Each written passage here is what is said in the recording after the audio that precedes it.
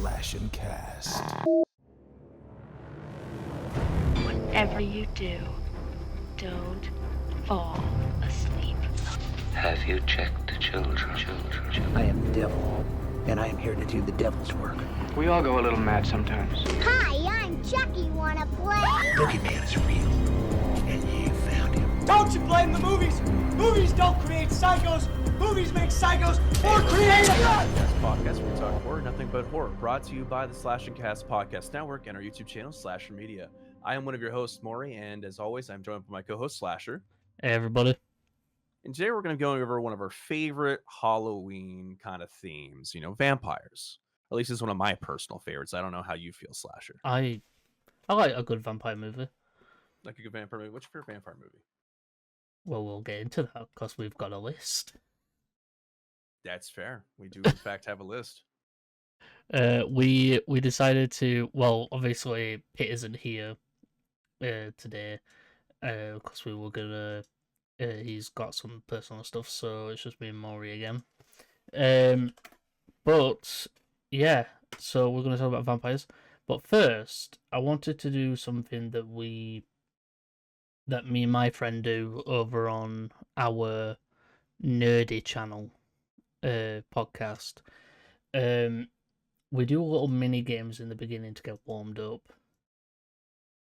and I was thinking we could start with guess the characters. So we give each other 3 characters. Okay.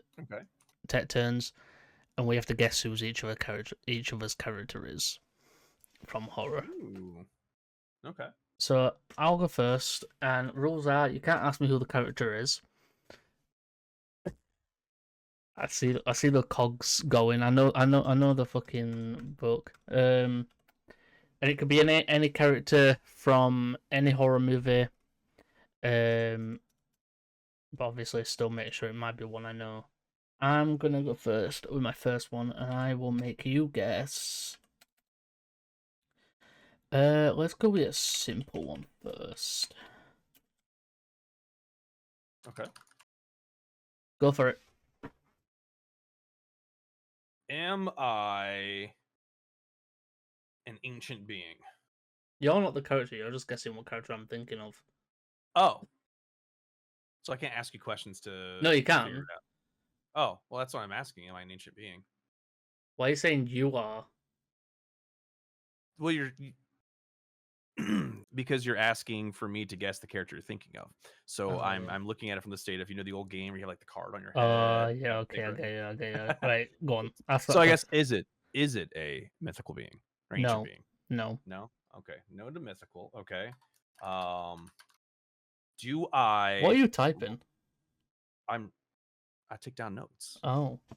Yeah. What the hell? My last co-host never did that. I have it's also where I wrote down the one I have planned for you, God. No ancient being. Do I resurrect does the being resurrect I guess fairly often? Does it come back to life between movies? No. Is my movie named after a specific day? Is it Jason? No, so the movie is named after a specific day.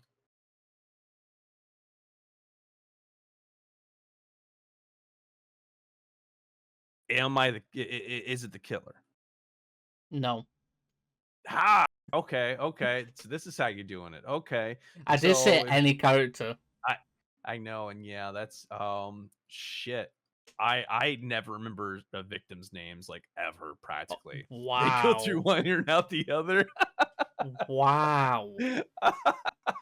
Except for like Lori, almost everybody else are fertilizer. Go on. Am I allowed to use the internet to assist me? No. All right, well then I fail by default because I can't remember a single person from Friday the 13th, any of them except for Jason. It's not even anybody from Friday the 13th. What? I asked you if it was named for a specific day. Is there another one? Is it What other horror movies are named after a specific day? Think about it's not a specific day; it's a holiday. Ah, okay. So you're thinking Halloween, and you're thinking Laurie Strode. Yes. That's where I should have got a little better. Right. I'm gonna go with. Let's go with. Yeah, that one. Go on. My turn. No, we're doing 3 each, so I'm gonna give you my 3, and then you'll give me your 3. Okay. Am I the killer? Yes. Am I an ancient being? I'm gonna say yes and no. Yes and no. Okay. Am I over 100 years old?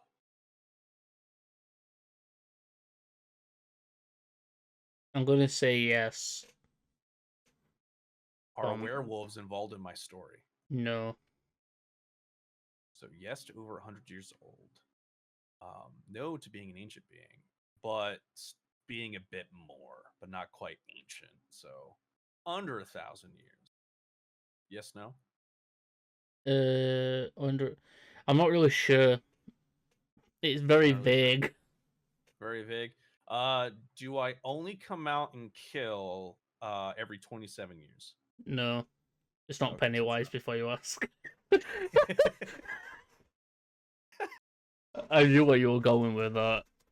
Well, I was thinking of cicadas. How cicadas are every 27 years, and the creeper, Jeepers Creepers. Okay, yeah. He also, yeah, or Yeah. it might be every like 20. Actually, I was about to say, I think, isn't he like, how many years? Technically, he's ancient, but your hesitation on it would lead to at least some variance. Am I from Ireland? Are you from Ireland? No, you are not the leprechaun. It's not Leprechaun. Still older. I'm not Nosferatu, am I? No. Am I from Transylvania? No. Wallachia. No. You're not a I vampire. mean- You're not a vampire. Okay, I was making sure it wasn't that. So ancient then. Well, not ancient. About 100 years. 100 years. So can't be the likes of Chucky. Can't be the likes of Jason because Jason's not that old. Can't be the likes of. Come on, give me more horror movies.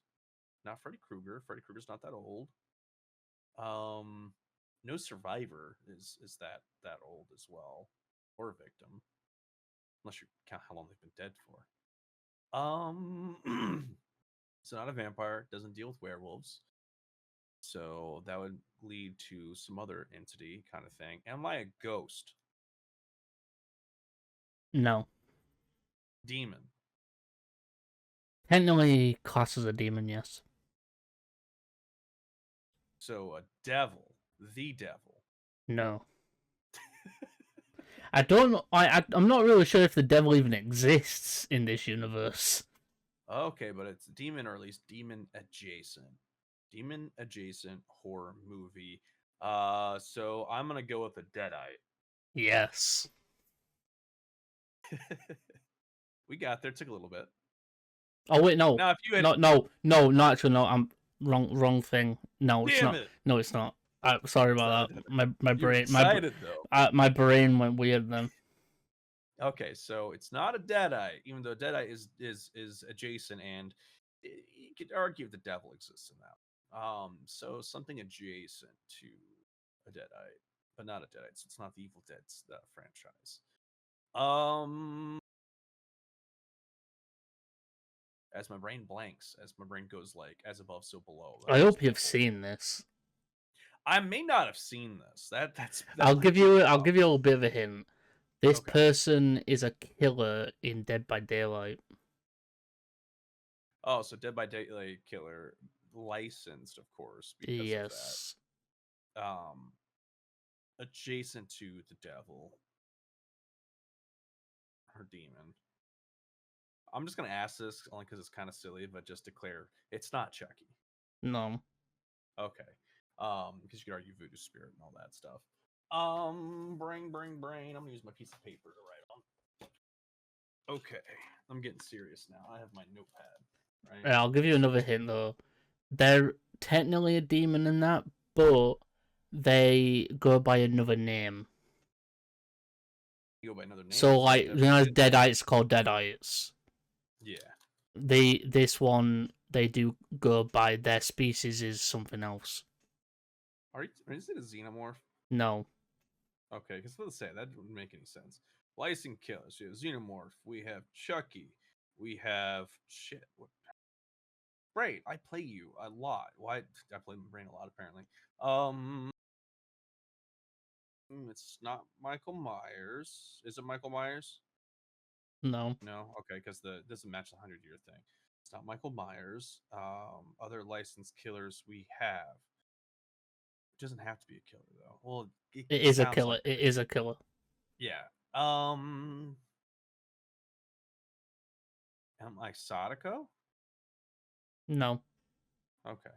That I didn't strike you as a Ringu fan, so that's why I was like I'm a Ring fan. That's fair. I You just like you look insulted, like how dare you? I do like it. no, I'm a Ring fan. I've just never seen Ringu. I get that. Sorry for making the checklist here. Other licensed killers. Why is it so hard for me to remember licensed I'll also killers? give you a little hint, and you probably might get it from this. They're very kinky. Oh. Such delights I had to show you.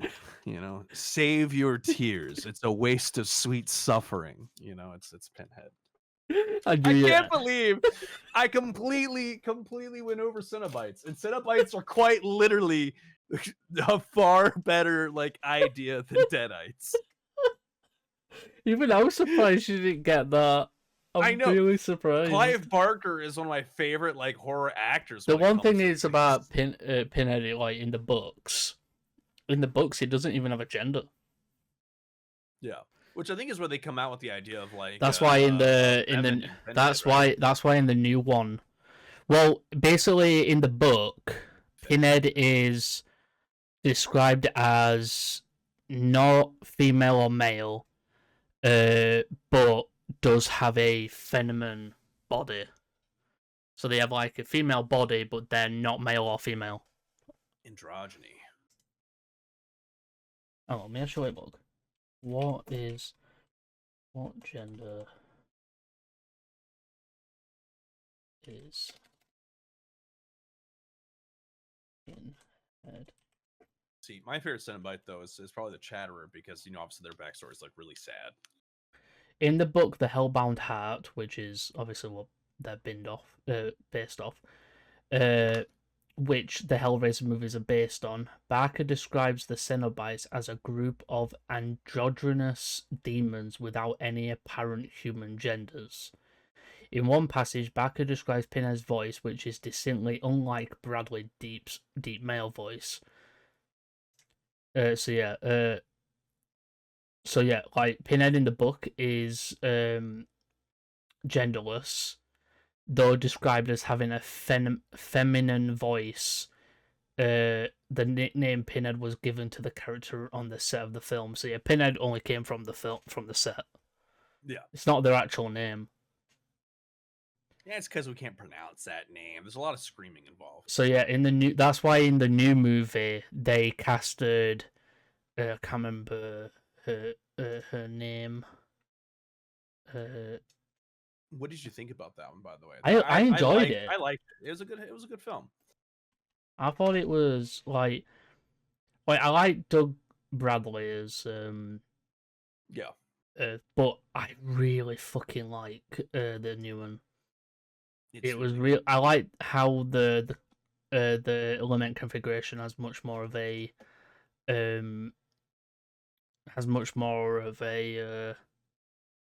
story to it. Yeah. So the person who plays Pinhead in the new one is Jamie Clayton, who is an American actress and model. Clayton is best known for starring as Naomi Marks in the Netflix original series Sense8. I swear I saw something.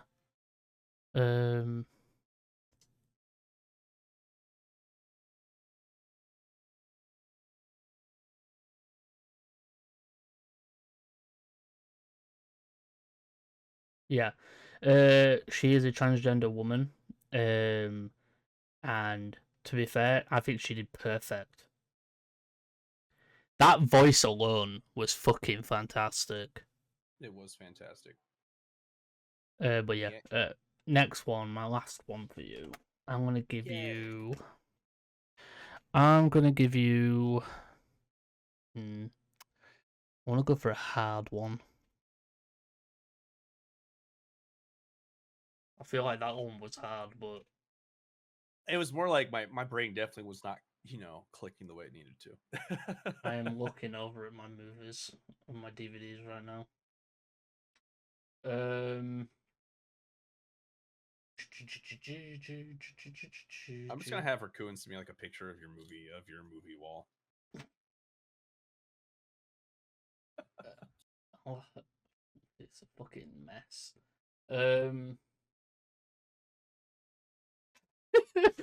Oh, this one's gonna be annoying. Annoying. Yeah, this one's gonna be annoying for you. Ooh. Go on. Okay. What do you classify as annoying for me? I don't As in know. difficult to guess, difficult It might to be ask questions difficult. about? It might be difficult to guess in a way. I'm not sure yet. We'll find out. Okay. Am I the killer in the film? Yes, technically. Am I a species or am I a specific thing? You are, I think it's a species, but you are a specific thing. A specific thing within a species that is not human. No.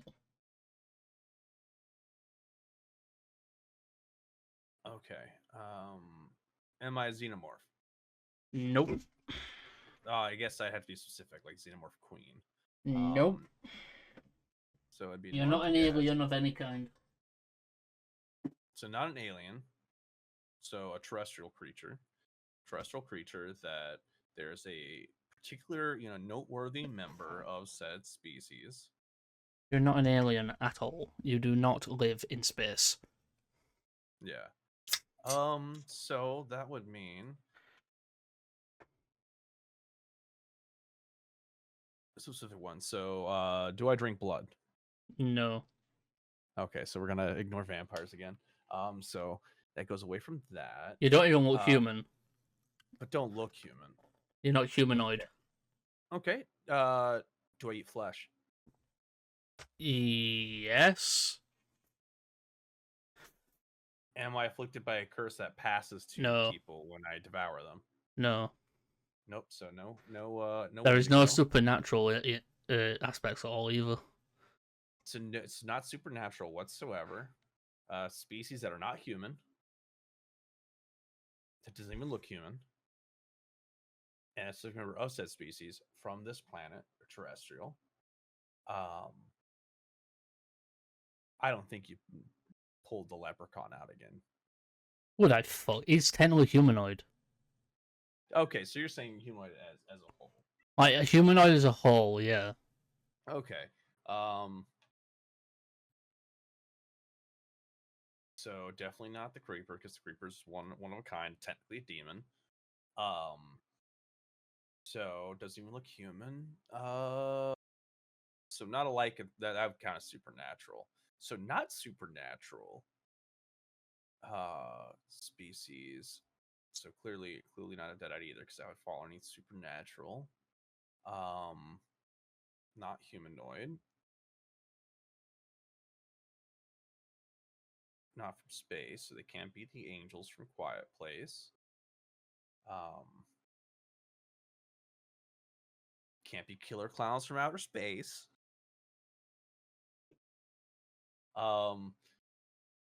You can argue Pennywise comes from outer space because Crash. Technically, well, the way I see it, he comes from a alternate. He comes from like a different reality type deal.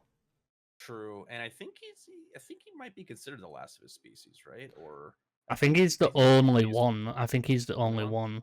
Like, he comes from this. Well, obviously, in the books, in his books, in you know, those books. I forgot who wrote Pennywise now. Stephen King. Stephen King. Yeah, why am I Shut off the brain? Dark Tower and all that stuff. Basically, yeah, a lot of his books are connected. So Yeah. I don't think all of them are. But I know a fair few are in the same universe, and they all connect through the Dark Tower. And That's actually why I like Pet Cemetery so much. Is the newer Pet Cemetery, the rework, actually did show like dairy on one of its signs when they're driving by to show like, hey, we're not that far away from there. yeah, so like, Pennywise, I think, comes from a different universe. So like, Pennywise does have his own nemesis. Yeah, it's like a Which, turtle, isn't it? Or yeah, shows off it's turtle? said that the turtle is what the Earth is on. That the Earth is on the turtle's back or something. I can't remember. I think it is. It's turtles all the way down. Ask me fucking more questions. Yes. So, am I based in Europe? No. Am I based in America? Yes, I would say so. Yes. North America. I am not sure. You're not. I don't know. Let me actually get. So, it's a member of Right. the I'm not sure where this is. Oh wait, no, it's in New England. New England, you say? That's what it says Okay. here. Yeah, so New England, non-humanoid, non-supernatural creature, specific member of said creature, or I guess species, is what it's based on. Can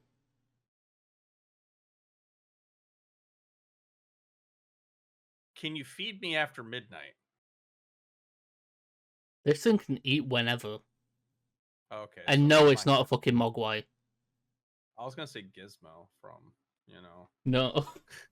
Gremlins. And I still count that as humanoid. You count Gizmo as a humanoid? I count basically what I'm counting as humanoid here is anything that has the appearance of like human parts. So the head, the arms, ear, and the legs. Gotcha. Okay.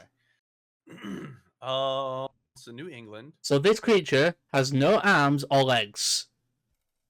No arms or legs.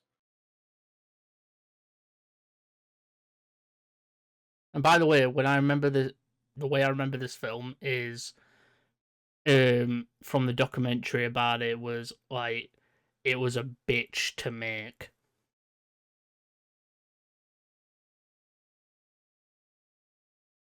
Okay, that didn't help me at all. It's got a very catchy song. No lyrics. The music is just very catchy. Very catchy. It's very well known. See, and that's where my brain gets off on a tangent because I think of like Jeepers Creepers. Oh, are we? Is it actually Jaws? Yes. God damn it! I would never have guessed that in like forever. Yeah.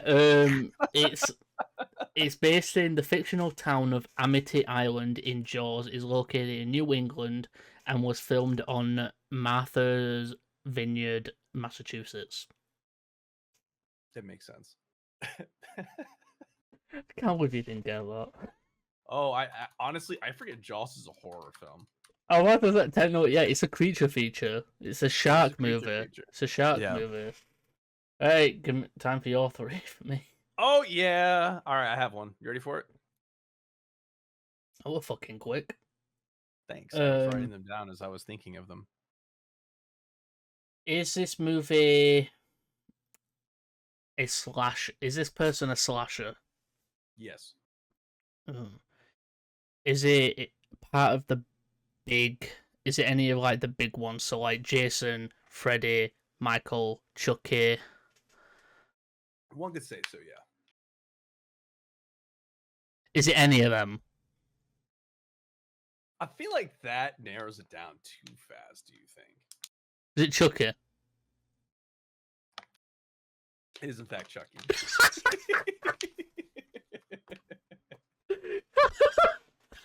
I don't know why Chucky's the first one I thought of. I like Chucky. Also, talking about Dead by, you basically shepherded me into that one. You know what I mean? I have played Chucky. I have played as Chucky. I had this drift. So in the Raccoon City Police Department, I could go from the library in his dash. I also like how he picks people up, where it's just Charles Lee Ray's ghost. Yeah. And I can go from the library upstairs, vault over, and I can keep the vault, like I can keep that dash going all the way in across the way into the other offices, where you get out to the where the burning helicopter is. I can go all the way to that bottom portion there in one fell dash. If you do it just right, you can do that, and it's fantastic. Give me a next one. Next one. I think of one that I didn't actively discuss while talking with you, because you'll just kind of follow the breadcrumbs right back to it, Mm-hmm. All right, I thought of it. Is this person a male? No. Female? No. They don't have a gender? Indeterminate, probably to us. Is it an animal?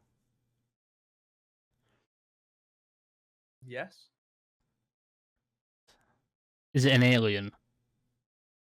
Yes. Is it a xenomorph? No. Is it a xenomorph queen? No. Is it a Preddy alien? No. Is it from the Alien franchise? No. Is it from Predator franchise? No. Okay.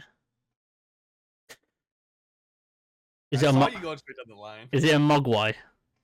No. Honestly, Mogwai. Does this take place in space? No. Does it take place on Earth? Yes. Oh, is that actually what the Gremlins are called for, like Gizmo? Yeah, they're called Mogwai. Oh, you told me it wasn't Mogwai right before I guessed them. Yeah, the Mogwai. That's what they're called. Oh, yeah. Anyways, continue.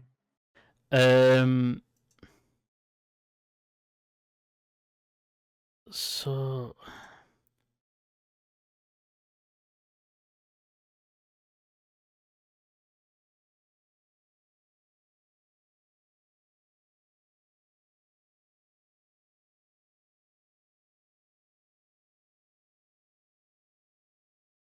I'm not typing, I'm just commenting on someone's thing. You're fine.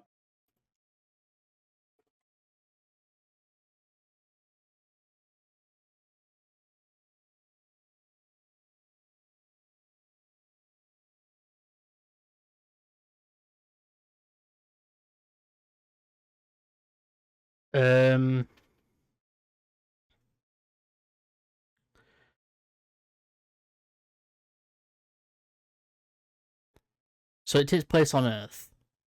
Correct. Yep. Does it take place? It takes place on Earth. Is it modern day? It is modern day. So I'm speaking like from 2000 onward. Yes. Correct. Yep. Is it in the 2000s? Yes. So it's a film that came out in the 2000s that's set in the 2000s. Correct. Yep.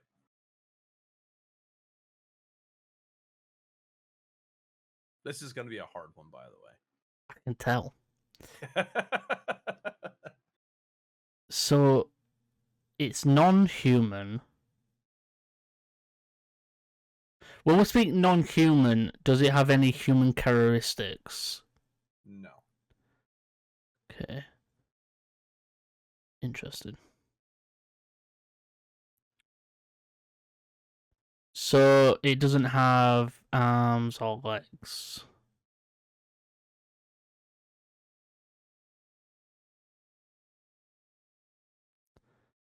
You look confused. Ask the question again. Does it have arms or legs? Yes. So it does have human characteristics. Well, no. Arms and legs wouldn't classify as a human characteristic. We have arms and legs, yes, but they're not arms and legs as we know them. Think of like how a dog's legs. Is it a how's spider? their- No. Fuck, how about Is it a mutated bug? No. Is it any bug known to man? No. Okay, so is it something that came down in a spaceship or something? Be more specific on something. Like an alien UFO? No. Did it come down in a meteor? Yes. Is it Pennywise? No. Fuck. I was about to say that's setting. Actually, it can't be because that's setting. Is this part of a franchise? Yes. Is it more than 3 films? No more than 3 films. So there's 3 movies. Yes. Is it the same creature in each movie? So is it like the exact same one, or is it a different version of it? Same species. Is it a vampire? No. I like the Vampires from Outer Space though. That was whatever that movie is actually called. I don't know if it was called that. I give up. You give up? Mm. I did question this one during our talks. Death Angel. Quiet Place. You motherfucker. Why did I not ask the question, does it have... I would have got it if I asked, does it hunt specifically? Yeah. The original one I was thinking of asking instead of a Death Angel, were the Vesps. Oh, The I Vesps completely are the forgot they're alien. called Death Angels. And that's how I intended on catching you. Okay, got me on that one. Alright, go on. Yes. Last All right, one. last one. Last one and then Last main one. topic. Yeah, so this one's gonna have to be a bit more complicated.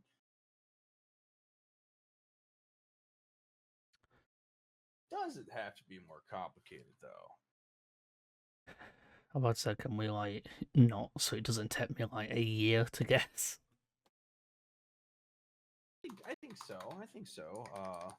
I just have to make sure I have the name correct. That way I don't, mess it up.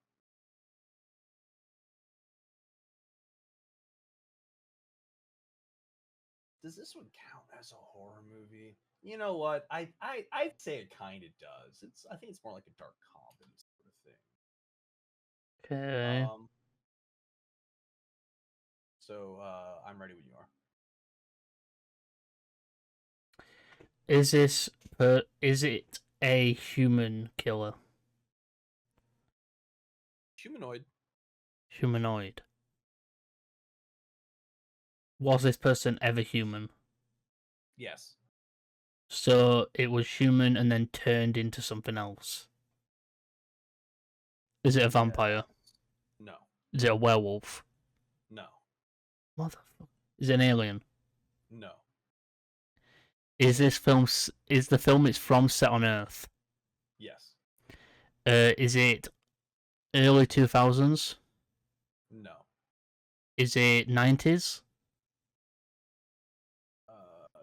No. Let me double check or on 80s? Yeah. No.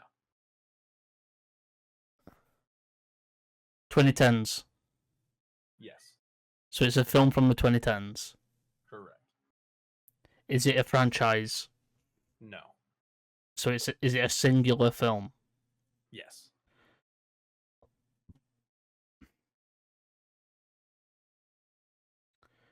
Were there any plans for a sequel to this film? I'm gonna say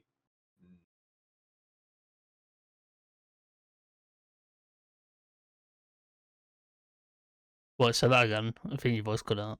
I'm gonna say no.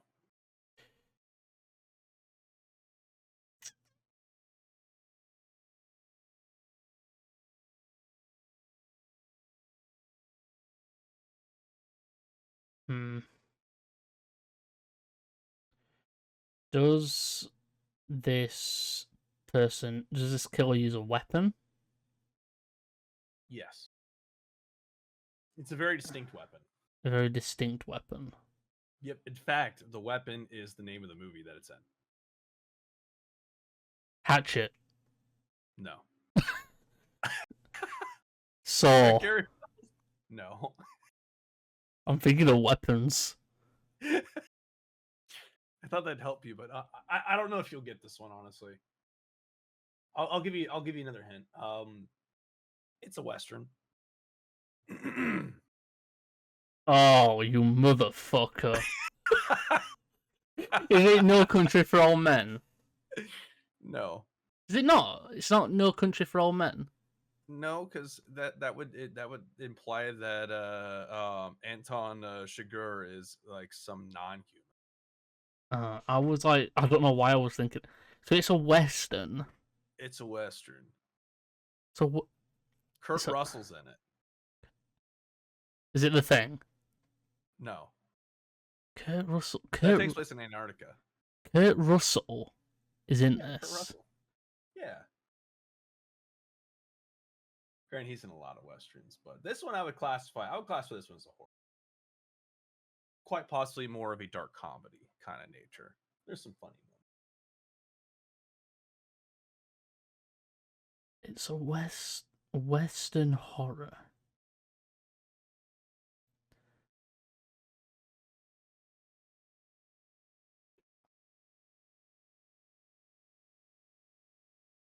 You don't watch many westerns, though. I'm guessing. I Or don't. at least a lot of I westerns. watch a few. Okay. 2015 is when it was released, but it's set in the Old West. So it's set in the Old West. And Kurt Russell is the sheriff.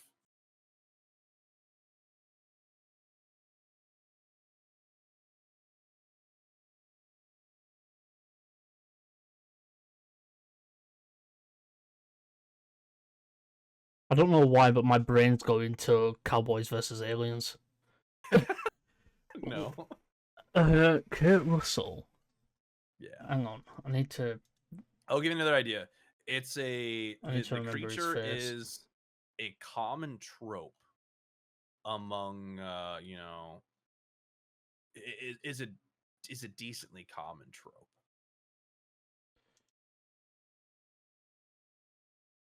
At least as it pertains to like American media.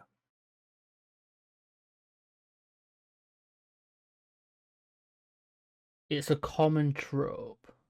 I'd say relatively common trope. I can think of I think 4 movies. So the name of the movie is A Weapon. Is the weapon. I'm trying to think of Kurt Russell movies. Bone Tomahawk? Okay. Is that it? It is it. That's the movie. What the fuck is the creature in Bone Tomahawk? I have not watched it in years. So you have watched it. I've watched it like years ago. I've watched a lot of Kurt Russell's stuff. Just give it me. I've got the film. I'm happy with that. Troglodyte.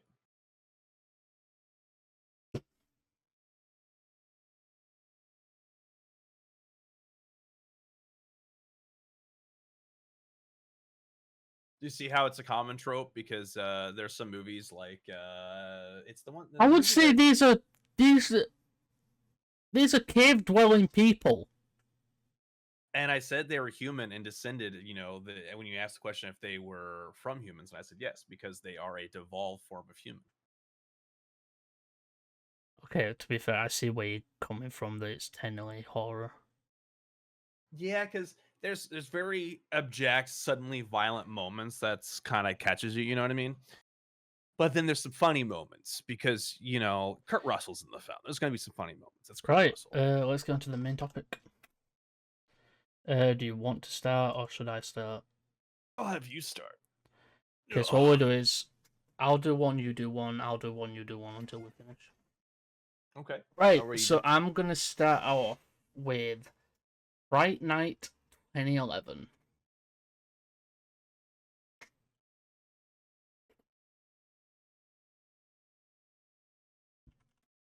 Have you seen Fright Night 2011? Oh, absolutely. It's my favorite Fright Night. Kurt Russell. Colin Farrell's in this.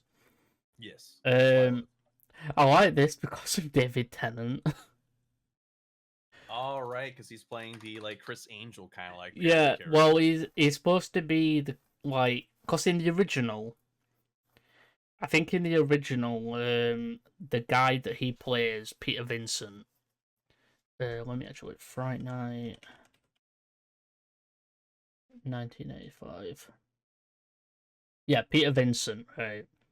Yeah. So Peter Vincent, Peter Vincent is I believe, he runs like a stage play of vampires.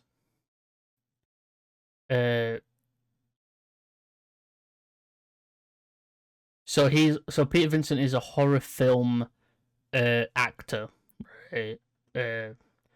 And he's like not washed up, but like he's not doing so well for himself, basically, I believe. And but in the new one, in the 2011 one, David Tennant plays him, and he's all really fucking funny. He's hilarious, and for some reason, he's always touching his fucking crotch. One could argue you could probably piece together probably why. Yeah, he's wearing fucking he's wearing like leather pants. Exactly. I like the story as well because like the vampire in it, we find out that the vampire in it, I think killed his parents. I believe like the vampire in it did killed Peter Vincent's family. Makes sense. I think that's the case. This was Anton Yelchin. Sorry, I can't say his name. Sorry about that. May he rest in peace. He is the main boy, and I think he's a great actor. Colin Farrell plays our vampire. Fucking Jerry. Jerry is a stupid fucking vampire name. Not when it's Colin Farrell. Not when he starts talking. You're like, hot damn! I can see why. I can see why he can finesse. Also, his way apparently on the situation. casting list, the original person who played Jerry in the original is in this, but he plays someone else called JD. Okay. I don't know where. I don't know where that apparently is in Fright Night 2. Oh, Fright Night 2. Fright Night 2 is not as. If I remember, good a film. didn't the 2011 one get a sequel? Yes and no. I wouldn't call it a sequel by any means. So it has Fright Night. Sure, it's Fright Night. So when I exited high school, I worked at a movie store. So I worked on not at Blockbuster. Blockbuster's dead by this. It's called Family Video. So in that time period, I watched a lot of movies. So there's a 1988 film, Fright Night Part 2. Is this the one? No. So there's Oh Fright yeah, Night the one 2, I'm on about Part- is the 2013 film, New Blood. it's called New Blood. Yeah, And New Blood, I will say, was a shitty movie. I've watched it and I agree. Yeah, like. So yeah, it can make sense that I can see where they probably got like Yeah, because they take like a bunch of kids. They're on like a trip. like a college, like Yeah, like and a backpacking Europe style thing. this and, kid, he I think he catches out the female, the main vampire, who in this one it takes after the original because it's a female villain this time. yeah, they're basing her off of shoot, I used to remember her name. She's the vampire who would bathe in the blood of Yeah. humans. I To keep think herself I young. think she does it in this one. Yeah, because that's where they base that off of. Yeah. I can't think of the main thing, but yeah, This one's Oh, terrible. Bathory. It is in fact it's actually Elizabeth Bathory. So the character, the vampire, is in fact the vampire I'm talking of too. So yeah, it's so bad. They played the alluring bit right, but that's it. Like nothing else. Yeah, it's not a very good movie at all. It got a 4.3 on 9BD. Yeah. It could have been good. I watched it, and even I'm like, this is just dog shit. Absolutely. Yeah, it was one of those kind of. I felt like it was a rush sequel too. Well, it happened, Yeah. what? I think it was probably like an attempt at a cash grab. Yeah, and Like they want because I know the 2011 remake, it didn't do well. It didn't do that well.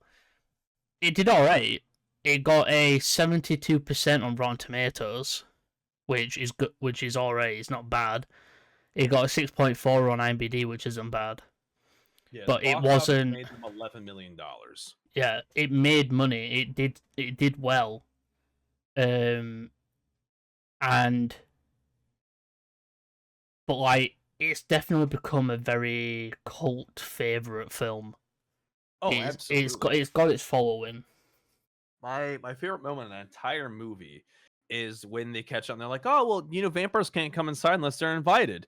And he starts looking around the house, right? And he digs up the gas line. And I can't remember the line he says when he goes to light What does he say? The light on fire. Oh, hang on. Hang on. What does Jerry say in Fright Night 2011 when blowing the house up? I love how Google's got its own fucking AI. Gemini is amazing. I love it.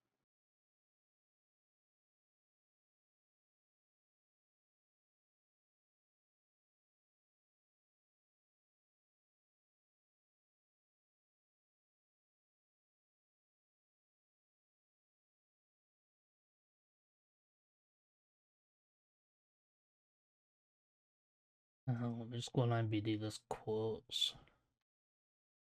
I think one of my favorite is when Charlie, the main kid, talks to his friend who says, who's like, who thinks Jerry is a vampire. He says, "You read way too much Twilight." Exactly. Yeah, I can't find that. I was looking for it so I could find it as well, but I don't know, they don't have it on there. But yeah, he says something like real funny as he does that. You know what I mean? I love it. But yeah, like definitely Jerry is one of my favorite vampires when it comes down to pure like the pure like discomfort, like malice. If you're just like, okay, if I'm in the situation, I'm basically fucked. You know what I mean? Like, and it's in what, Arizona or New Mexico or something like that. Like it's in a place that it's like really well known for its sunlight. And they're just in this like very isolated like suburb that's like way out there in the desert. Fucking Peter Vincent's one of his lines is, "You think I'm hanging out with Dracula and the Easter Bunny? Fuck off." uh,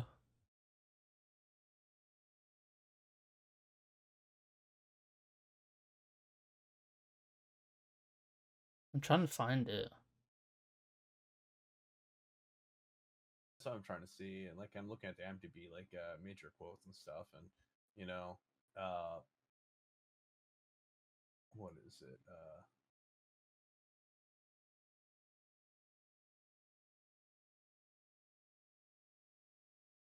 Oh yeah, Evil Ed. I like how that's the name of the character. I don't see where it would be.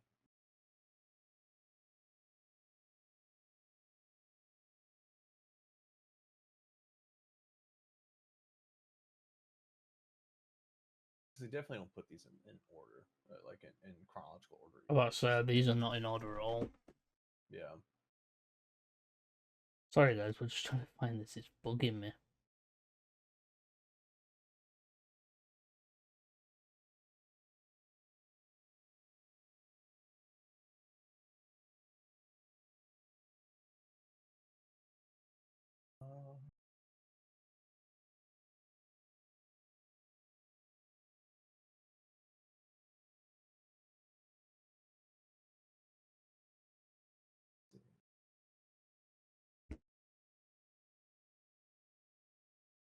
Yeah, these quotes are nowhere near as much as it should be, in my opinion.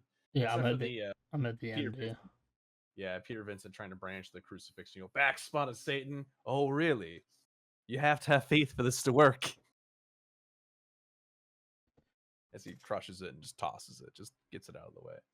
I can't find the line, but anyways, he says something funny that I can't remember, but it'll always stick in my mind. Also, just being a really smart thing of like, hey, I can't get in the house, but if there's no house, Does he actually say something? Because I can't remember him saying something.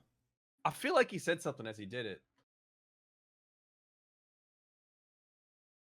I'll look it up afterwards. I'm probably just gonna watch this movie today after the podcast because now I'm wanting to watch it. I love Colin Farrell. He's one of my favorite actors. Is he Irish as well? Yeah. Because he's Irish, and then one of the other actresses in there is, I think, does she play Amy? She's from 28. Is it 28 Weeks Later? She played the girl, the older sister. Maybe.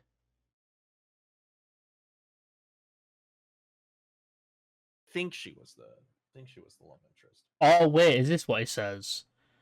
So it says here, after Jerry blows up the Brewster house, he says, "I don't need an invitation if there's no house."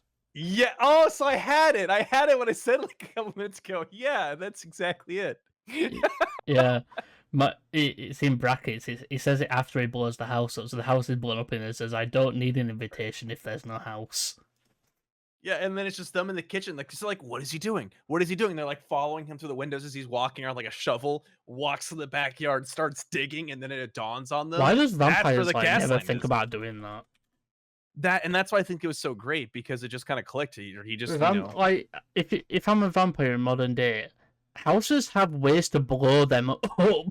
light them on fire. You know what I mean? Just because here in the United States compared to Europe, and I believe that well, you guys have like sometimes you guys have thatch roofing and stuff, but in America, almost all of our houses. Also, have you seen? Did you watch the trailer for the new Wolfman?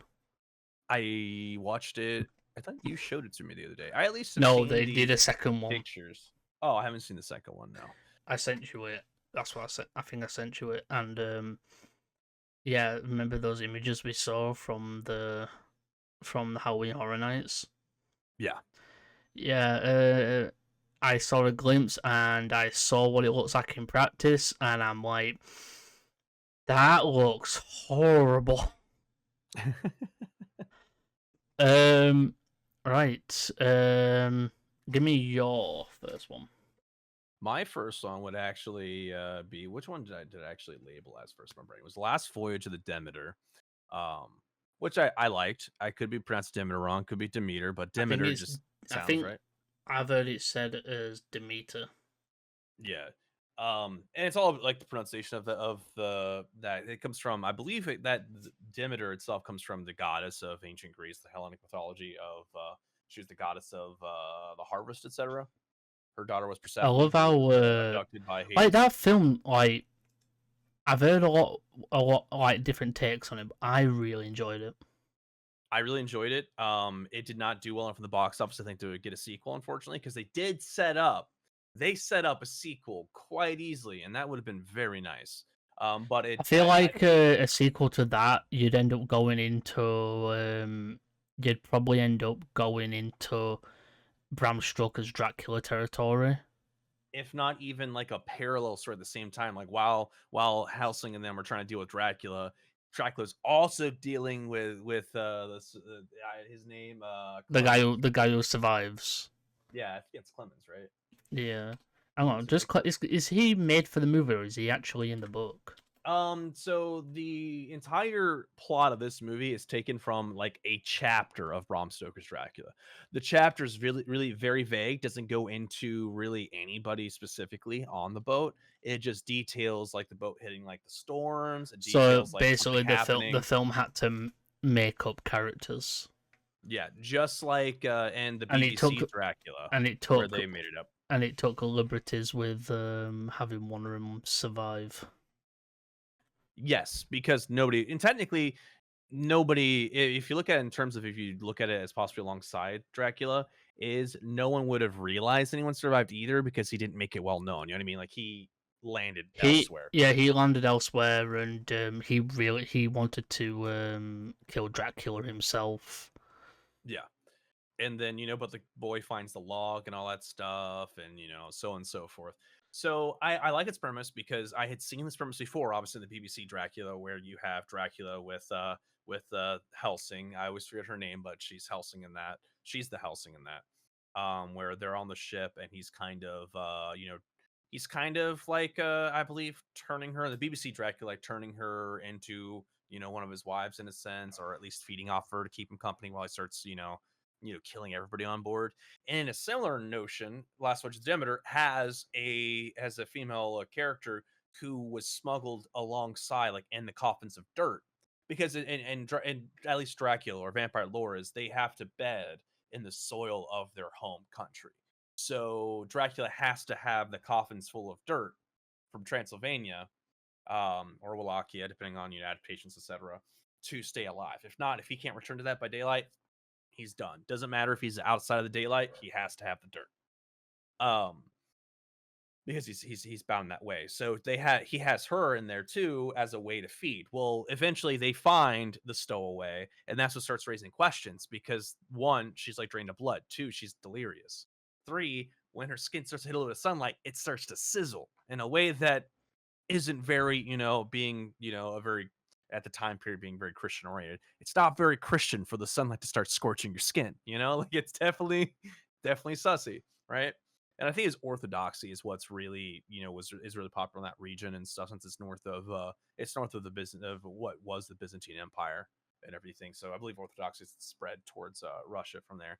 Um, and I believe is there a better term for them? So you remember at the beginning of the movie, you have the convoy of Transylvanians. The convoy of Transylvanians who bring the coffin, and they're like, "That's all on you. We're leaving. Like, it's almost nighttime. We're getting out of here," kind of thing. I can't remember there's another term for them.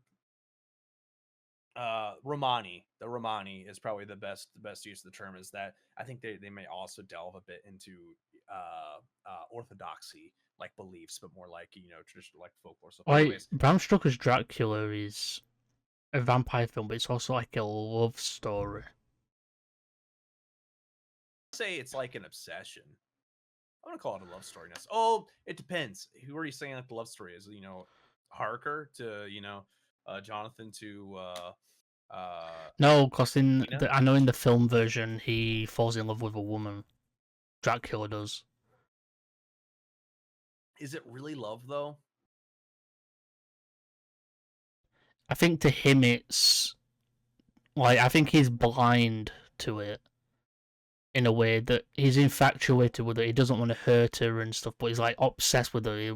He wants her to be his.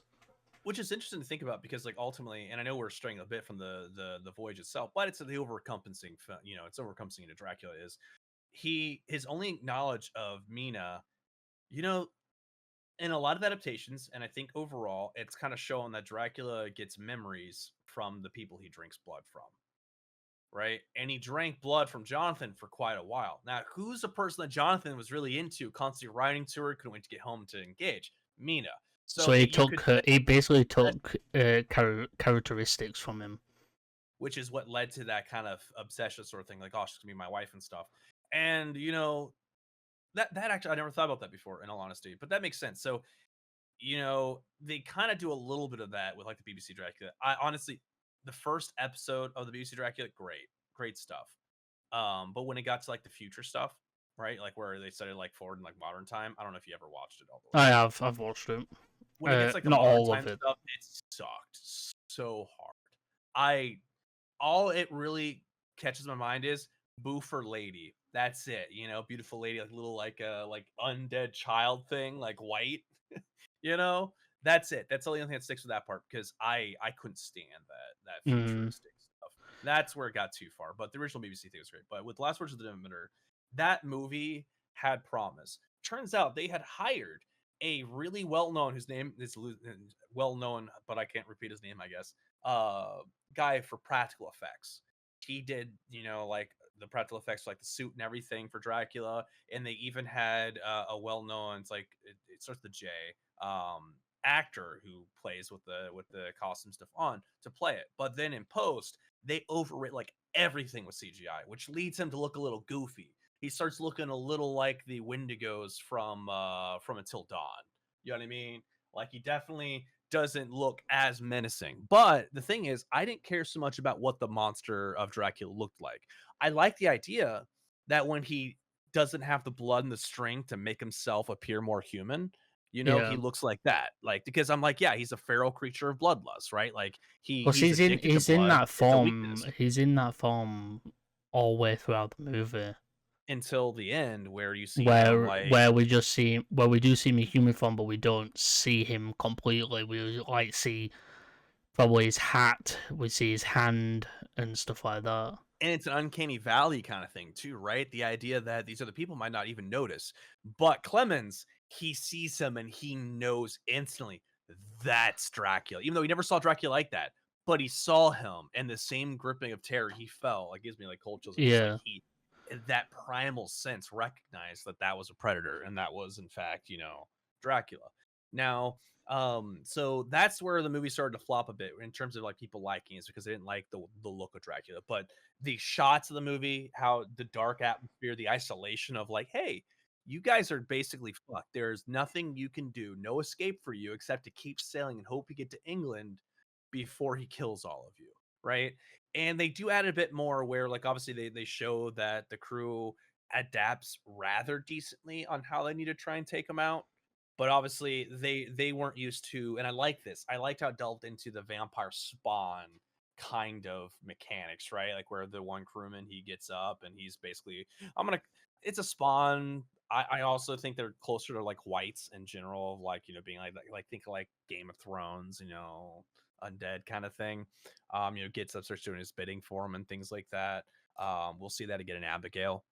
Once again, a very wonderful thing I love that people don't go as far into with a lot of the vampire films is the fact like the spawn of a vampire is basically a vessel, a puppet for main vampire, unless main vampire gives them, blood. And Yeah, makes I himself. liked that idea. Yeah. So that's what happens to that guy at the end. Yeah. Because he has to drink the blood of his maker to be a free vampire instead of a slave. Yeah, and I love that.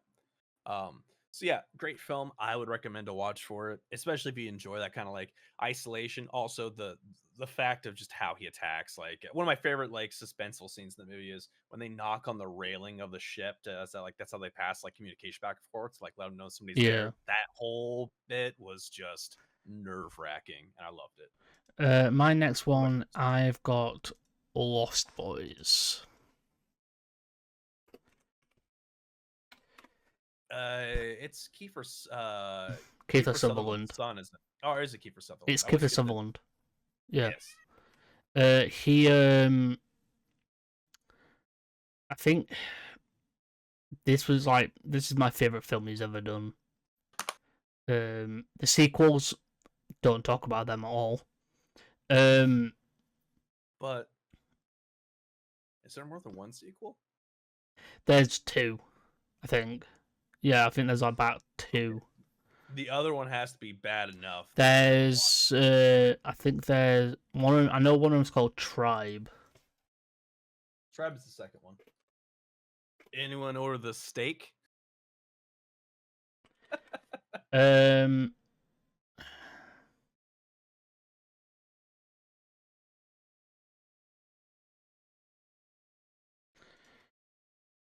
about it. What's your favorite thing about it? 1 second. So you got Lost Boys: The Tribe, which is the second one. Then there's the Lost Boys: The Thirst, and the main bad guy, the main person in it is Corey Feldman's character. And I really hate it because The Thirst ended with a hint towards werewolves. Okay, the first one did, yeah. The second one, the very end, it hints towards this character being a werewolf, but then nothing comes about it. So Lost Boys for me is very. I think it's aged really well. About as well as a vampire typically does, yeah. I like the fact that the villain in it, the main vampire, like you don't think it's him because Kiefer Sutherland and the gang, they basically act that Kiefer Sutherland is the main guy, but he's not. He's acting as the main villain. Yeah, they're the children of the main. Yeah, and but I love it so much. It never really tells you, because like the way that they act towards the actual main villain is weird. Because like there's scenes where the main villain will have these boys come to his house, and you feel like they're attacking him. You feel like they've turned him or something, but no, it turns out he turned them. The amazing thing about it is this. So think about the time period the movie came out, the 80s, right? 87. Is think about rock, think about punk, think of like all this stuff that was coming out, right? It was the idea of the young rebelling against their parents, their authority figures. So the main villain, he's the authority figure. They are, in a sense, even though they still listen to him, even though he's still, in charge, they're in a sense rebelling against him. That's why they're dressed like they are. They're all. I feel like that's why they also, because he acts more of like a gentle guy, like a gentleman type. He acts like very sophisticated, and he acts like he acts like he owns his own store. He works. He lives in store, isn't it? Yeah, I think so. And he lives in a house, and he has a dog. He acts like a non-person, while these boys are living in a cave, and they ride bikes and stuff like that, and it's and they go around killing people all they want and stuff without any repercussions or anything, and they turn Michael. So I'm guessing the main vampire's like shit, and he ends up wanting to get with their mother so that it can become one giant vampire family. Because keeps their identity, and also I think it also solves the need of one. Did they mention this in the movie at all? But I feel like part of the idea and motivation would be to give his boys a mother figure. Yeah, that's what he says. I thought he said that. Yeah. Yeah, he does mention that boys need a mother. Yeah, they do. Yep. So he wants to like make he wants to make her children his children and want to make them one big family. Yeah, because if you think about it, if you think about the future, if they had survived and if that plan had worked, right? You can imagine that give it a couple decades, if not more, they would have grown out of that rebellious thing. They would have probably gotten more in line with how he I kind of remember handled things. I remember there being a theory that the fucking grandfather, Michael's grandfather and that, was a vampire. He's been in the daylight though. He definitely was in the daylight. But like I think when they I went to the think store the and stuff. main part about him was the fact that the stuff he was drinking. But then at the end, we know that he knows about vampires because at the very end, he's like the the wrong thing with this place is all the damn vampires.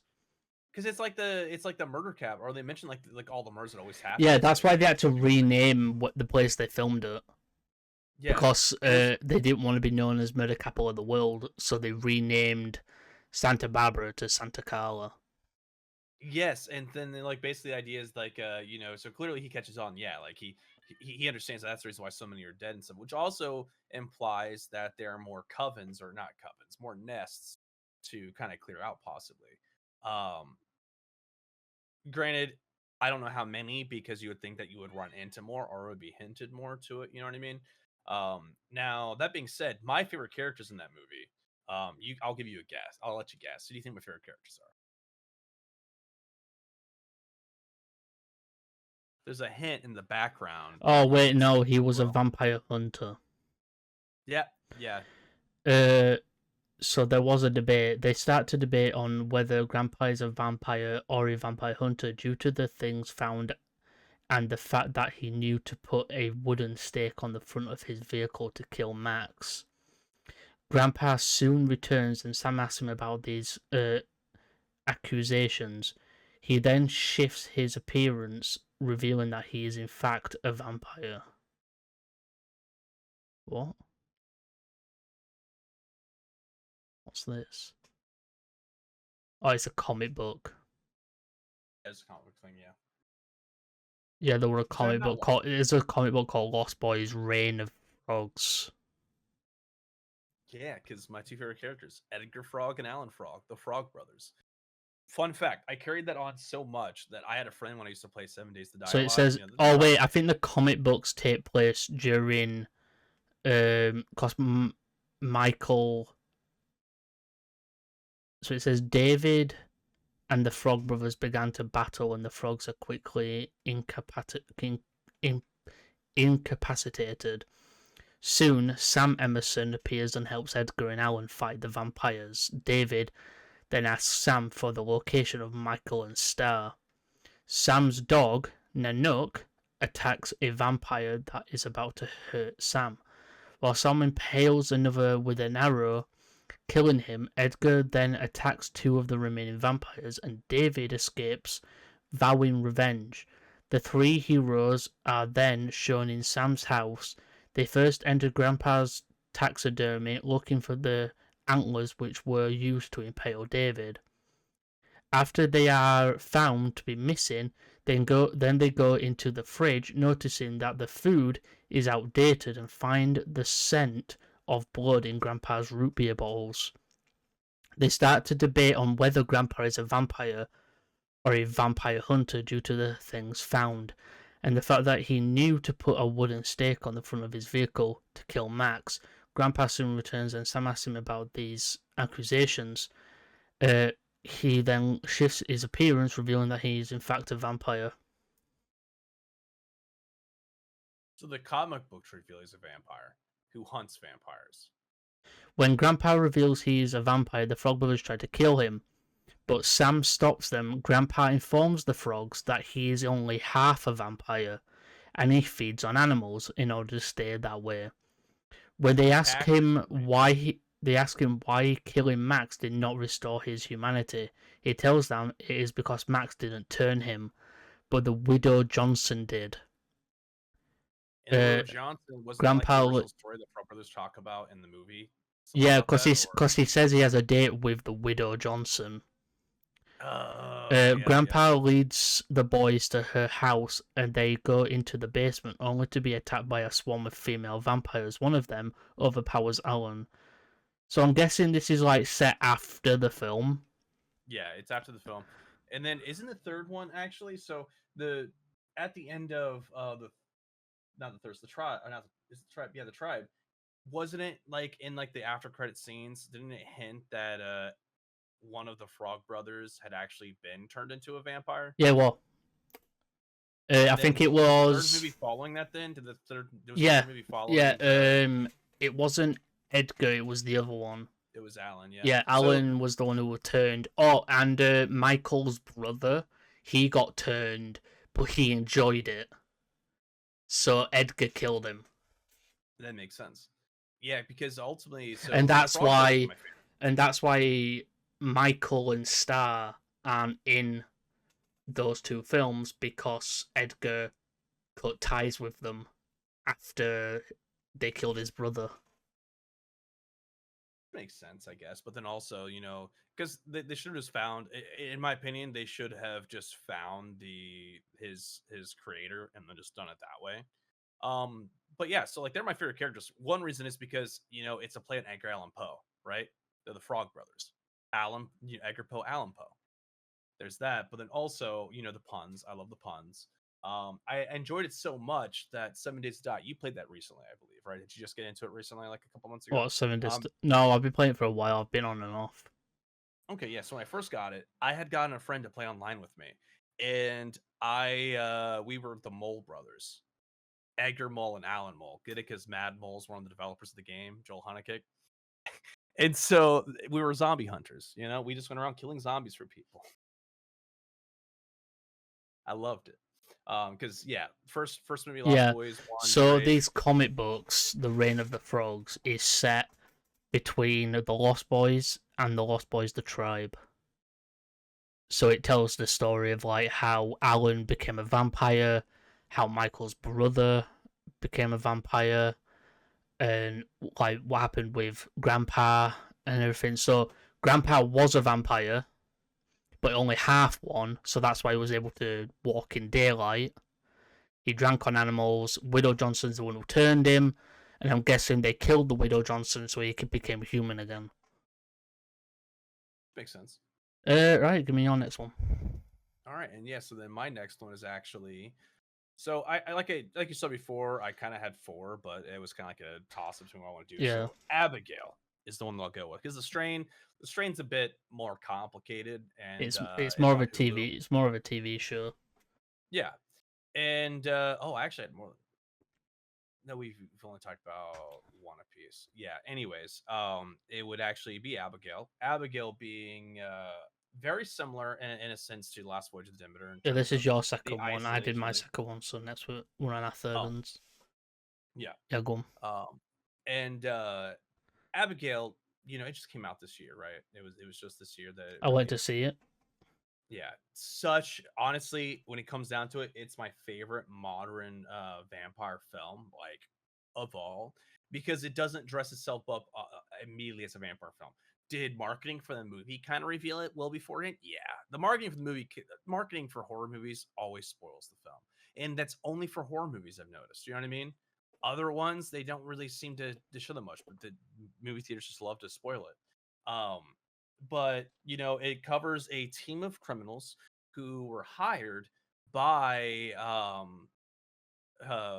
I always forget Giancarlo's character's name and everything. Giancarlo Esposito, one of my favorite, like especially like villain characters. They're hired by him to go kidnap this daughter of this apparently really wealthy man and hold her for ransom overnight at this old house. Now, they're not supposed to share each other's names or backstories, anything like that. He leaves them behind. Like, he goes off, and their job is 24 hours. You know, it's a 24-hour job. You just stay here in this time period. You all get paid handsomely for it. Well, they start asking each other questions. They start kind of piecing together, and they find out that her father is apparently a super scary, like, crime lord. Reminiscent, in my opinion, of, you ever watch The Usual Suspects? I've heard of it.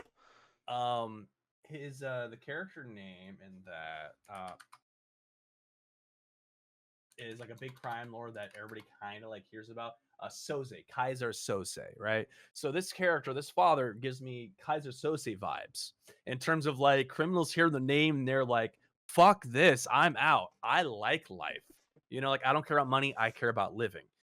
So they start getting panicking, and then as they kind of wander this house, they realize one, well, they don't realize that they're trapped just yet, but they end up a couple of them kind of mess up. The girl sees her face. The girl starts manipulating them, little ballerina girl.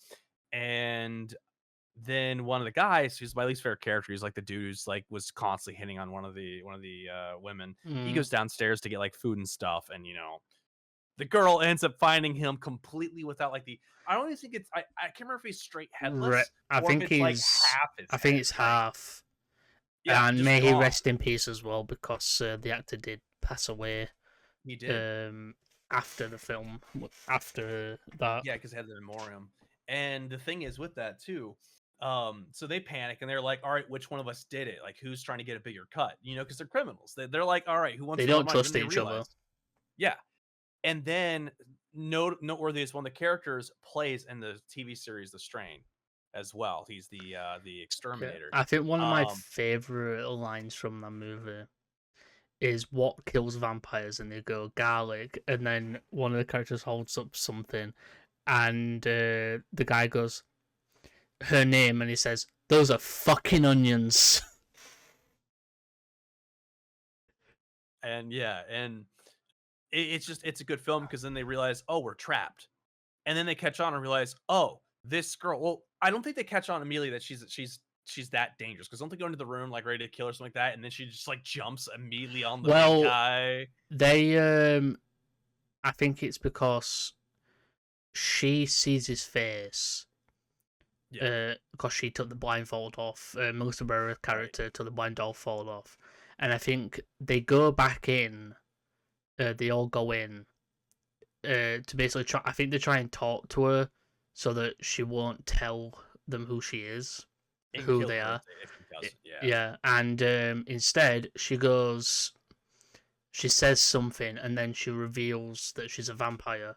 So like she breaks it, gets her hand out of the cuffs, and then she covers her face with her arms, and then lets go, and then the fangs and that show, and they all scream and run out, and they said that we kidnapped a vampire, and one of the characters goes, a ballerina vampire. Yes. And I love that because then you get eventually into, well, one, this is a crew of people who, despite a couple of them being picked off kind of early, easily, well, it's just really that one, that was before they recognized the threat. They got together, they tried to figure out a solution, right? They weren't just like helpless victims who are like, oh, run away, and they trip and fall and they get killed, right? They're like, all right, let's team up, let's move together, we can take her. And they and not once, but twice, but like maybe even 3 times possibly. You know, sorry, long legs reference there, right? She kicks their asses. Right? You know what I mean? Like, she shows them that she can fuck around with them all day long, but then they realize that the sedative was the key. And it's just fantastic because it shows like just how powerful a vampire is. They also realize that they also realize that she is I think they find out that she's the daughter of a crime lord. Yeah, well, that was from the beginning when they found out about that. And then when they find out she's a vampire, she finds out that that Abigail is this. They find out that she is this like person who's got a reputation of leaving lots of bodies. Right, he's basically the hitman of her father. Like, he releases her when she needs to kill things for him. Yeah, he basically gets her to do his dirty work. And hey, also, it was, you know what? They took inspiration from Usual Suspects. The writer of Abigail inspired that. So remember when it all comes out that each of them did something to cross the crime lord without not even just the kidnapping, right? And they're lured to that place to get killed. Yeah. Usual Suspects. The idea is that each of the criminals who are part of this all had done something even really obscure that fucked with Kaiser Sose. The difference is in that film, Kaiser Sose, played by Kevin Spacey, unfortunately, was hidden amongst the group, causing discord. But in this one, the Kaiser Sose character, even though they mentioned like the Crown Lord guy, is this hitman, right? Who's Abigail, who's unassuming, possibly innocent, even, right? And then that's all that stuff kind of happens. Now, vice versa, there's not like an ending kind of reveal, like this is the person, right? It's pretty on the nose, like, hey, this is definitely her, right? But yeah, they definitely took inspiration from that, which I think is another reason why I like it so much, because that concept, one of the greatest things, right? That idea that they didn't know that they had stepped on this crime lord's toes, but they did, and that, they were fated to lose because of it. But my absolute favorite part of this film, I would say, though, is whenever the other girl, she was the driver, right? Driver slash hacker, I think. I forget her name. Yeah. I'm bad with names sometimes. When she got infected and turned, right? And nobody knew it. Nobody realized that was a thing because they're like, oh, she doesn't, feel like a thing. But then when her and the guy, the larger guy, go off into the attic, that's what's revealed. Abigail's dancing, doing her performative ballet kind of thing, right? Well, sorry. She does like the kill thing and then starts making her do it, right? Starts controlling her like a puppet on the string. And even like the movements of the vampire spawn at that point are literally that, right? Of a puppet, a marionette, a little ballerina, puppet. And it was so sadistic, but funny, right? And I I'm think that trying speaks a little bit. to find out. I'm trying to search for what each of them did. The cop was the easiest. The cop was He got he was a dirty cop, but he had dirt. well, he was an inside man Yeah. for the police, but he got too much of a taste for it, and he enjoyed it. And He asked for more money, didn't he? Like he started trying to blackmail. yeah, he wanted to, yeah, basically.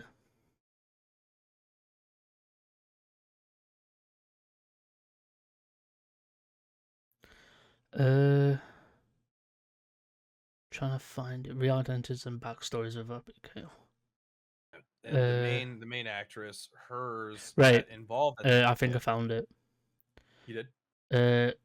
Apparently apparently the crew have actually got a nickname. Yeah, they did. The Rat Pack. Had that followed by. Yeah. Oh, that makes sense, right? Because they found like the dead, like, didn't they find like a dead rat? I thought the rat was. Abigail does reveal the rest of the characters' backstories. Joey's real name is Anna Lucia Cruz. She is a field medic who destroyed her career after becoming addicted to morphine.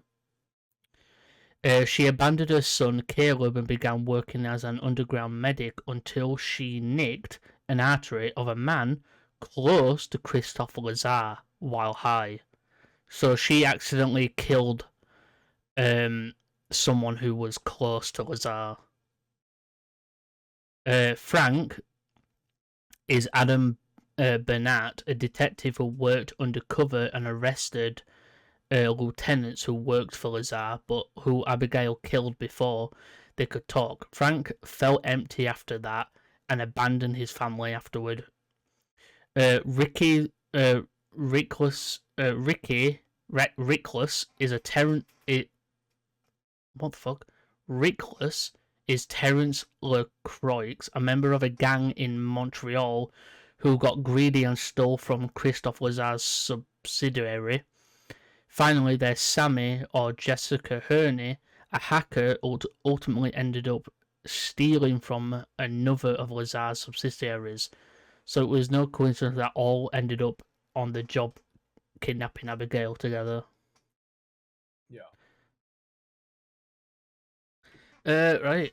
Let's go on to my last one. My last one, I have 30 Days of Night. Oh, you did choose 30 Days of Night. Another good one. In 30 Days of Night is different because the vampires in it aren't supernatural. It's actually a virus. Instead of it being a supernatural curse, it's a virus. So it basically says in the series Vampirism 30 Days of Night, in the series vampirism is portrayed as a virus, one that can be spread through scratches, bites, and contact with vampire blood.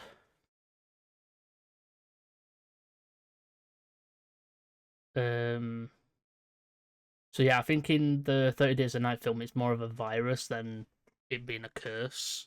Similar to the strain. Yeah. But like these vampires aren't like immortal, basically. I like the idea because the movie takes place in Alaska, and it takes place in a town you really don't want to live in a vampire situation, because I think in it has a month of the year of every year where it becomes dark for an entire month. So Josh Hartnett is in it, and then all these vampires like hunting people down to feed on them and stuff. They send a herald. They sent someone into from their last kill to tell them they were coming. I like Josh Hartnett because he's really good in this. Because it's very fucking depressing at the end. Because self-sacrifice. Yeah, because he willingly becomes a vampire to fight the main vampire, and he kills the main vampire. And when it becomes daytime, he sacrifices himself. So obviously he's not a vampire anymore because there was no cure. So and it actually reminds me that's probably they got the inspiration of you ever watch the Haunting of the House, like the Haunting of Bly Manor or those movies? Believe so, yes. I forget the other show that involved the island with the angel. Do you remember that show? I'm trying to think of the name of it. Anyways, it also is vampire related, and that's also how it resolves itself is, person who gets turned in a sense, sacrifices himself next to the love interest, as the sun rises kind of thing, which is a very iconic shot in those kind of films, right? The tragedy in a sense. Which is good because it just creates. It is this definitely kind of interesting to see, like, sacrificing yourself for people you love, and that definitely interesting to do.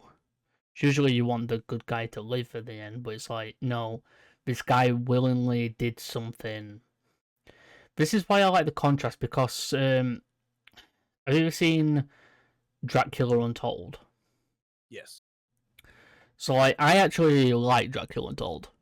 It's very good, and would have been great if the Universal Monster Universe would have taken off then like they wanted to, because we would have seen more of him. Well, that film was canon to it. That was technically the first. Yeah. But then the Mummy came out.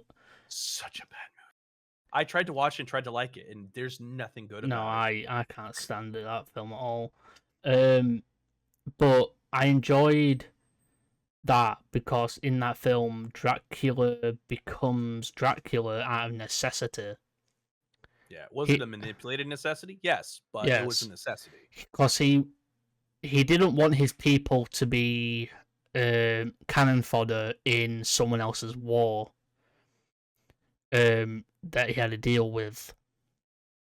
And he fought them, because like, even at young ages, like, kids were being recruited to fight. And they're called Janissaries. I think one of them was, he wanted his son to fight in his war as well. And I think the way that he goes against it is he takes his son to the meeting point for them to pick him up, but he betrays it and actually runs away with his kid. Yeah.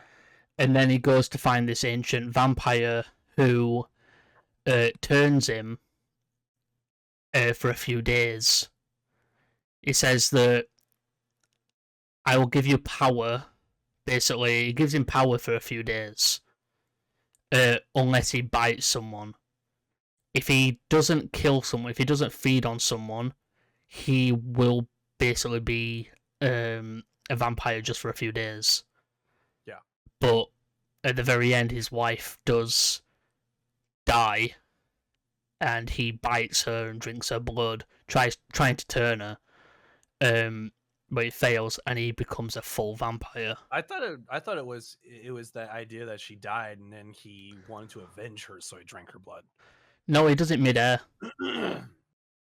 Okay. I think he does it mid-air. Like he jumps off trying to save her, but I think he bites her mid-air and tries to save her. Oh, because it's the tragedy thing. If he tried to save her, failed. Now he's cursed forever without the person he did it for necessarily. He still has his he has his son still.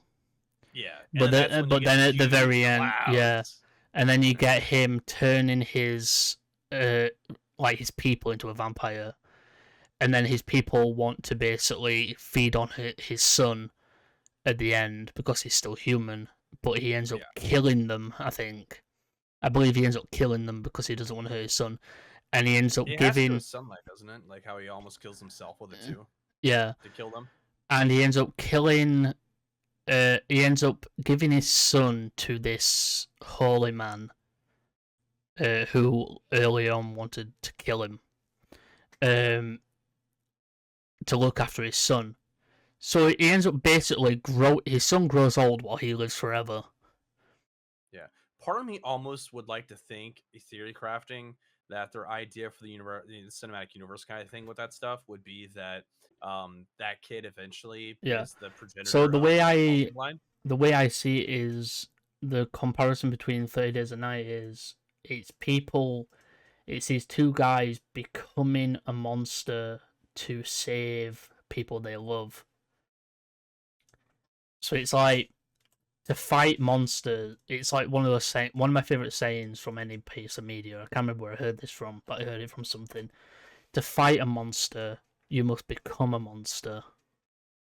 Yeah, and absolutely. I like that idea because you've got to throw all your humanity out of the window and understand that a monster doesn't care. If you are too good, you're going to fail because this monster doesn't give a shit. So you have to not give a shit. And honestly, they did touch that in Abigail too, sort of, with the idea of turning them, you know what I mean, with when you run into young Carlos' character again and stuff.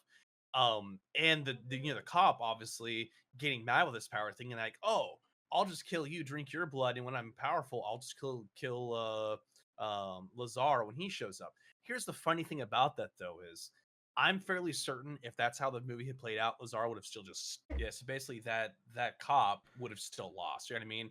But the idea is still being like, hey, the best chance we have to fight Abigail is for a vampire to fight Abigail. Yeah, you know, it's similar. That similar theme of that's what you need. Last Watch Demeter. If you notice too, with like some of the infection stuff, they used the fact that one of them was a spawn, like had this tendencies connection, to also try and figure that out. It all, especially where vampires are concerned, it almost feels like that's what they lead into. Is it takes that.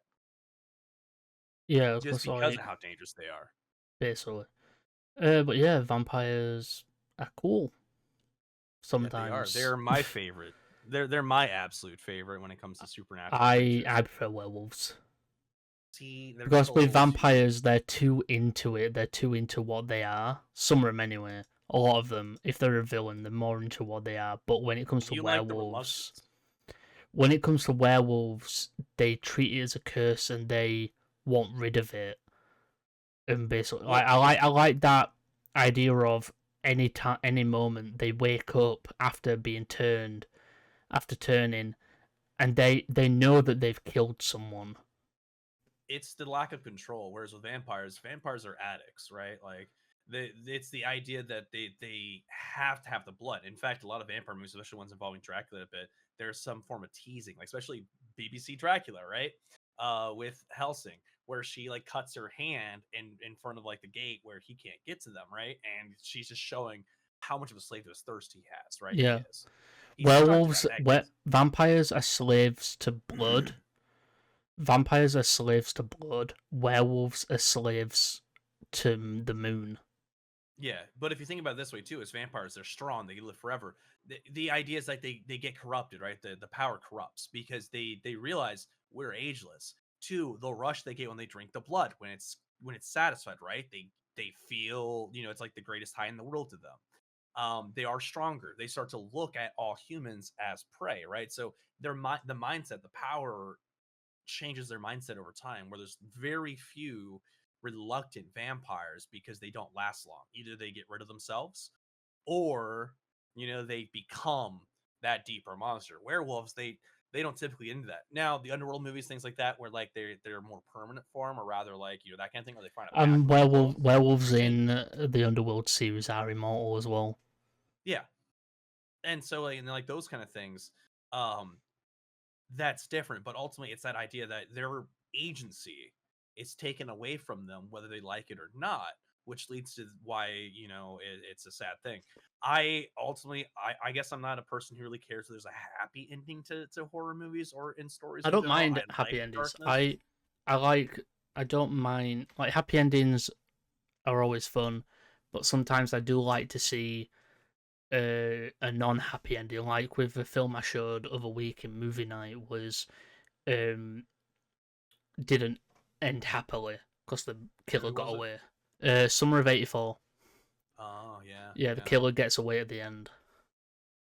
Yeah, and it's the kind of thing where like ultimately, like I love the attraction of vampires, right? And the fact that like they're essentially a super predator, right? Yeah. And I actually do like and prefer the movies like Last Witch of Demeter, for example, where it shows the vampire isn't actually all that attractive, right? When you look at Dracula and like most of them, except for I think what's his face? It was like the Gary Oldman version. That's besides that one, right? Dracula's never really been shown as attractive. He's actually, not very attractive. It's just the idea that he has these other charms, like these powers kind of thing, where people think of him as that, right? He's charismatic, not so much attractive. Twilight obviously ruined a lot of that because they did, I read the books, so I like the books. The movies made it really bad. But anyways, I love that idea too. Vampires don't sparkle. Yeah, and it's just vampires. All their gifting are to make them better let's prey. wrap up. Yep. Do you want the outro? Yeah, go. Okay. All right. Well, with that, we want to thank you for watching the SlasherCast podcast, where we talk horror, nothing but horror again, brought to you by the SlasherCast Podcast Network and our YouTube channel, Slasher Media. I am one of your hosts, Mori. I'm your host, Slasher. Thank you for watching. Remember to keep on slashing, keep watching horror. We'll see you next time. Whatever Bye you for do, now. don't fall asleep. Have you checked the children? I am the devil, and I am here to do the devil's work. We all go a little mad sometimes. Hi, I'm Chucky. Wanna play? Boogeyman is real, and you found him. Don't you blame the movies? Movies don't create psychos. Movies make psychos more creative.